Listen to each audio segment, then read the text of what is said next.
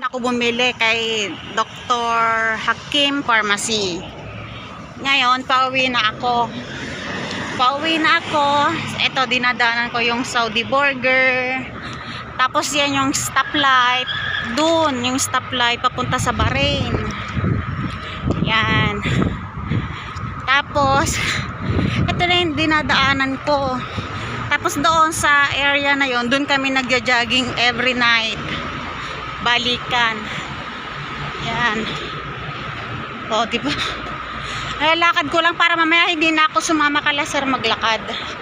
Kasi nakakapagod. Sa itsura ko. Ito na yung gamot na binili ko doon sa pharmacy.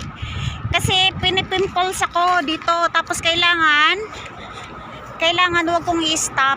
Kasi pag in-stop ko, lalo siya dadami. Kailangan continue lang. Ano lang siya, gamot na siraktan. Dito kasi sa pharmacy na to kay Dr. Hakim, hindi ko kailangan ng patura o reseta ng doktor kasi kaibigan siya nitong employer ko. Pag sa iba kasi hindi kami ina-allowed. Hindi pwede. Hindi kami nagja-jogging gabi-gabi. Yan, hanggang doon sa unahan. 'Di ba? Oo. Yan, balik-balik kami nila sir, nila Muka. Minsan kasama rin namin yung amo namin babae. Nakasuot ako ng abaya kasi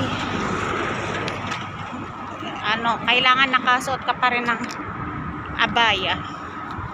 Pero yung iba, pero hindi dito, yung halimbawa sa mga mall, may makikita ka na hindi na nagsusuot ng abaya. Pero pag yung mga ganito, kagaya ng ganyan, wala ka dito makikita na hindi nakaabaya.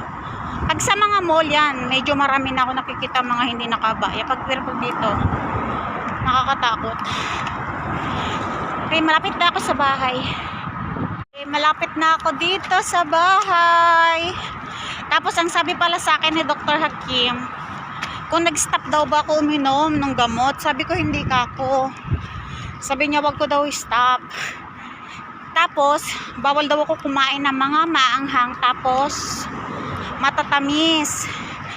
Kaso nag-guilty ako kasi nagawa ko ng salad. So hanggang dito na lang yung aking video kasi malapit na ako sa bahay. Bawal na dun. Bye bye.